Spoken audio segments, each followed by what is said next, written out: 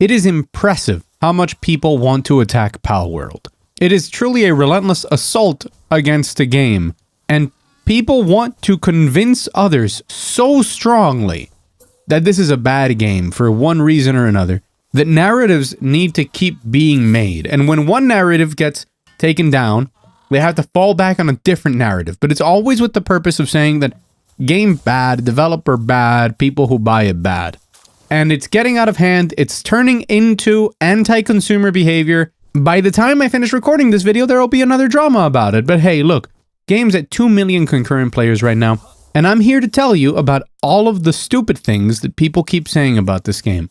And more importantly, about how those things are not only useless, but are counterproductive to actual real conversations that are worth having. So there's 3 things I want to cover in this video. 1, the people trying to undermine or undersell Palworld, but they're all trying to do it in a way of saying like, actually the game is bad, it's just that consumers are dumb. The second are the ways that developers are now attacking the game. A lot of people commenting as well. Same narrative, right? Trying to make the game look bad.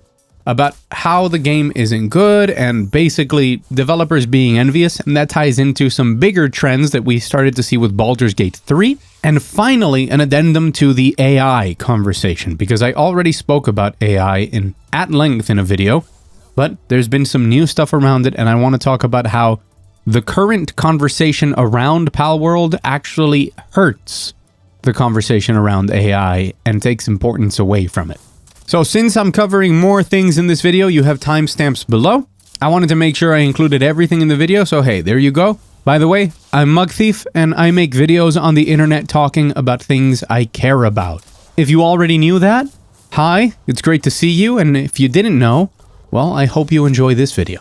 So I have seen a lot of articles, a lot of Twitter opinions, a lot of different posts mentioning how Palworld is bad for video games and bad for video game development because all it's doing is stealing Pokemon to ride off its success. This isn't about plagiarism. This is about how they take this concept, they just mimic everything from Pokemon, from the idea of a creature collector, and because they're just riding off the back of this concept is why the game is successful, and how that's basically stealing. It doesn't do anything positive for video games, and the 7 million people more that have bought the game are supporting the idea. They're telling every other developer under the sun that it's okay to basically copy something in order to make millions. And this is wrong on 2 very big levels. For starters, saying that the game is successful and is good because it copies Pokemon is just not true. They're trying to paint a picture of these developers as these sly individuals who figured out a loophole in how to make money. Pokemon has been copied forever. There's actually an interview regarding Palworld with the former chief legal officer at the Pokemon company at Game Freak, and he says that when he saw it, it just looked like another dime a dozen copycats that have absolutely no merit and go nowhere. So here's the really interesting thing that I want you to think about. There have been thousands of Pokemon copycats.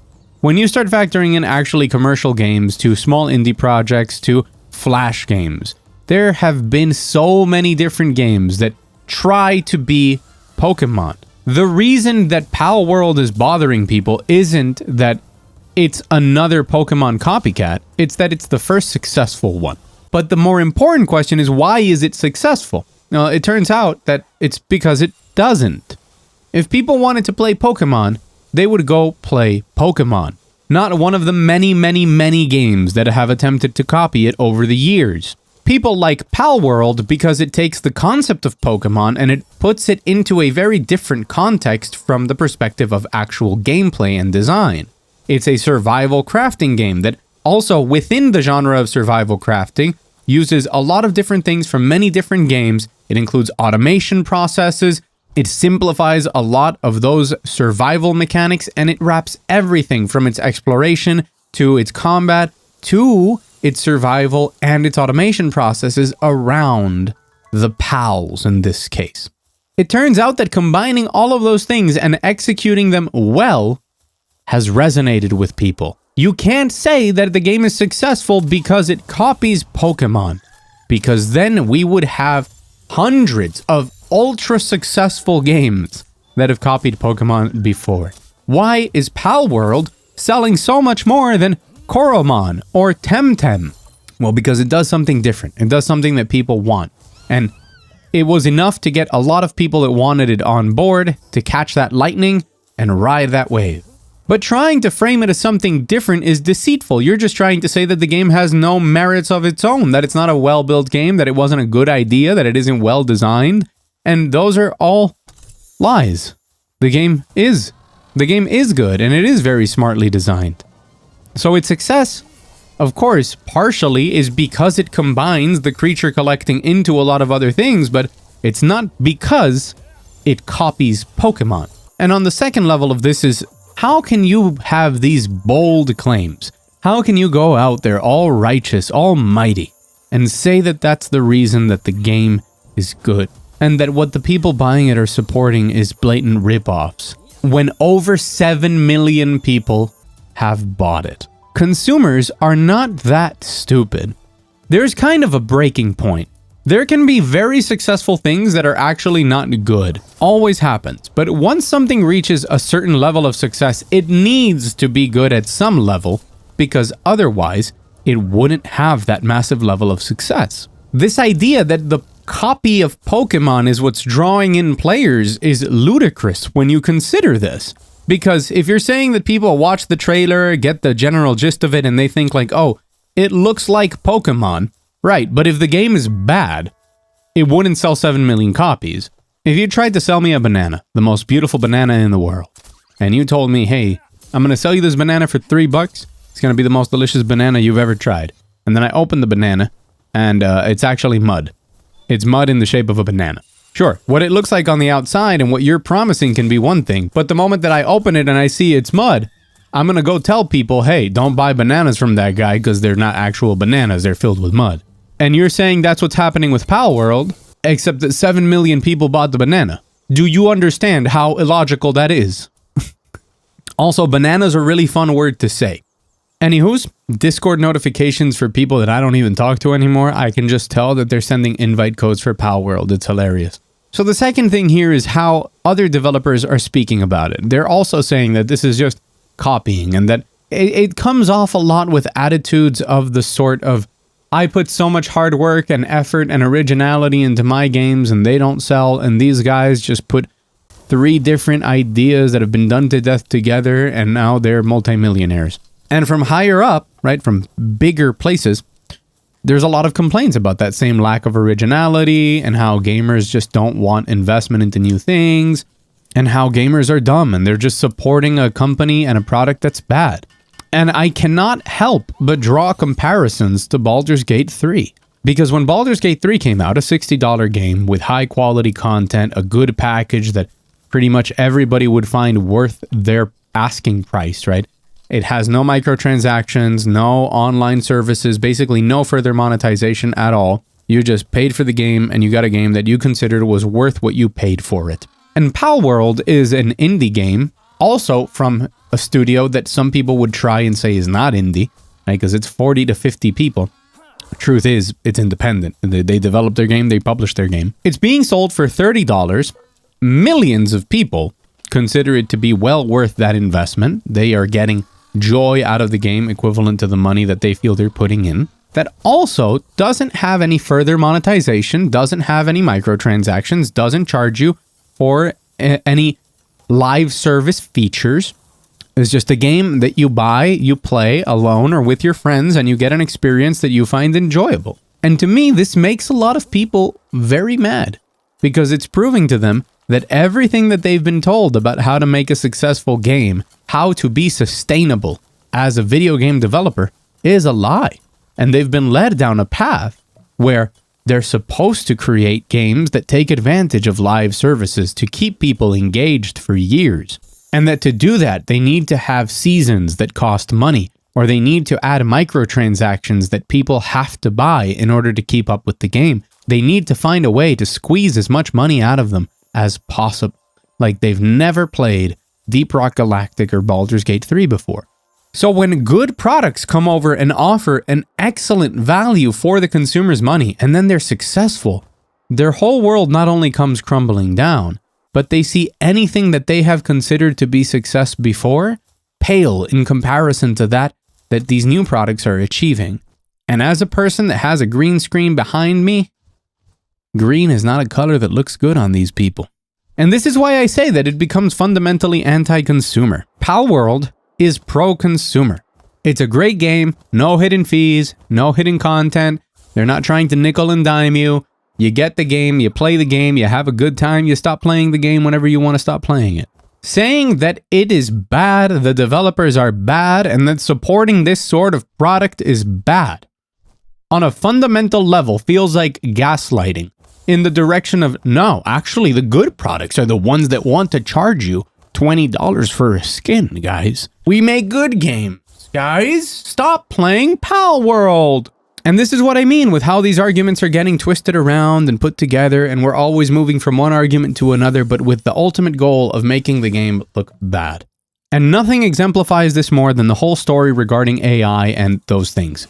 But like I said, I already covered a lot of that, but there was a big one that happened after I recorded my previous video, with people saying that they had directly stolen assets from the Pokemon company, from Game Freak. That they took assets from Scarlet and Violet models and just plop them down into Palworld. Now, in all fairness, these allegations need to be investigated, and I'm sure that the proper authorities, being whoever Nintendo's lawyers are, will make a decision on it, and it will be resolved in whatever way needs to be resolved. But the person that called this out, and did so with tremendous confidence, and a ton of different articles were written, with people citing expert witnesses that said that it was undeniable that this was stealing because of X, Y, or Z. Well, the person who put that out then proceeded to say that he actually had edited those models to make them fit better.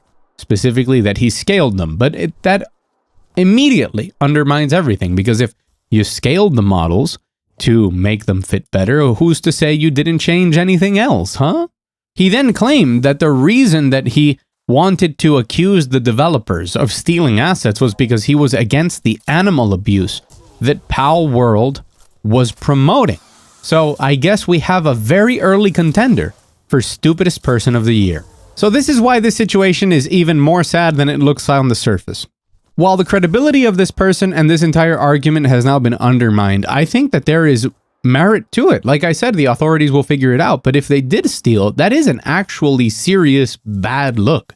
That's very bad on many levels. And people were taking it very seriously. And it should still be serious if it is the case, right? As I always say, we need proof before we can say anything. But because of this falling out, right? Because this person said it and then admitted to lying, now we're not treating it like a real conversation. Now we're just assuming that anything that anybody says about Palworld is a fabricated lie in order to push their own agenda or get clout or talk about the game in a negative light or X, Y, or Z. And the same thing has happened with AI, which I still don't understand. So as an addendum to what I said before, we still don't have proof. I don't think there ever will be proof, if I have to put my hand over the flame right now, that these pals were done with generative AI, especially because, as I've said before, I don't think the AI is going to 3D model them and animate them. In the attempt of blaming these developers for using artificial intelligence for their game, this whole topic of AI in games started up.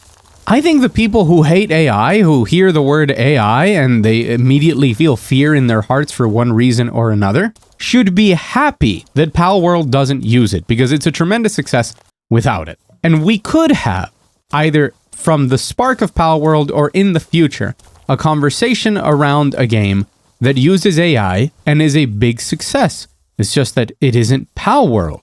But there are many things to talk about in that topic, about how to use AI, the ethical uses of AI, how will AI impact jobs and artists, and what quality the end consumer receives when AI is used. But they're not happening as a result of Palworld's success bringing up the conversation.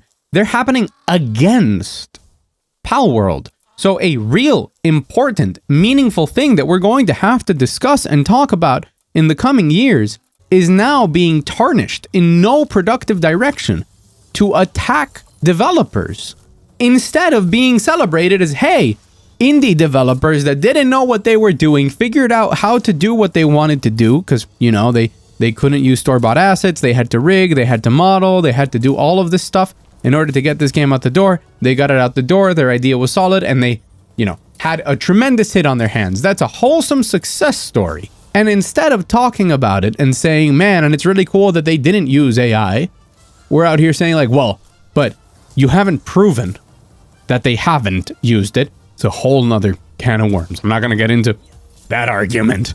I hope I don't have to. But we're using it as an attack on them. What sort of damage do we have that we need to hate these people for making a product that's making millions of people happy? Just the same as what do we need to think about when it comes to, oh, but they're hurting the Pokemon company. The Pokemon company will make a new Pokemon. Game Freak will put out a new Pokemon. I don't think its sales will even be impacted by Palworld at all. But we could hope and we could all celebrate together without hating Game Freak, right? I think there's plenty of criticism that we can direct towards Game Freak, but not because of Palworld. That criticism has always existed towards Game Freak. What we should do isn't say Palworld good, Game Freak bad, because we are guilty of buying Game Freak's games. What we should celebrate is that Palworld's success can hopefully inform Game Freak of the direction that we want Pokemon to go in. Not necessarily survival crafting, but yes, in the way that we interact with Pokemon, that we use Pokemon, and how we explore an open world using Pokemon. And instead of that, there's people defending Game Freak like they have stock in it, and there's also people attacking Game Freak, basing it off of Palworld when completely different genres, right? You have to take it from the specific things that could be applicable to the Pokemon franchise, and I think that's a good thing. That's not something that should be yelled at Game Freak in a form of attack. It should be pointed at like, hey guys, do this, because now that I know this, I don't know if I'm going to buy the next Pokemon if it's as garbage as they have been recently, okay? But it shouldn't be like, you suck, look what 50 people can do and you can't do it with a massive company. Like, I guess it's cathartic for some people to scream that into the void, but I don't see how it's productive. But obviously the worst offenders are the people defending it like they've got stock in the company. No, you don't. You don't have stock in Nintendo. And if you do, you're not making a dent in protecting it because it's not going down. Like, what is this? We should celebrate good games. We should examine them to understand what they do that makes them successful, and then people should try and imitate them. And Palworld specifically is an example of iterative game design. That's always been the case. It takes so many different inspirations from different places, and then mashes them all into one thing that magically works way beyond the sum of its parts. That's brilliant. More people should try and do that because that's how we end up creating new genres and make new mixes and create success. It shouldn't be something that we have to criticize by saying that, oh, they copied everything. No, they didn't, because if you take 7 different things and you put them all in a blender and nobody's done that before, it doesn't matter what the ingredients are. At the end of the day, what matters is the dish that you eat. And I think that the people enjoying Palworld right now are eating plenty good if you ask them. Anyways, I've been Mug Thief. Thank you so much for listening. I have a really, really big video, 2 hours and 40 minutes long, and I'm going to spoil it, but it's a Tekken retrospective, and it's really fun, and I'd like for you to stick around for that and all of the other things that I do on the channel. So if you haven't, remember to subscribe. Hit the like button so that this video reaches more people, because it truly does help. All of the support that I've been getting on recent videos, all of the new subscribers, I'm incredibly excited, but especially I'm incredibly grateful. Thank you for watching. I've been Mug Thief. I'll see you again very soon.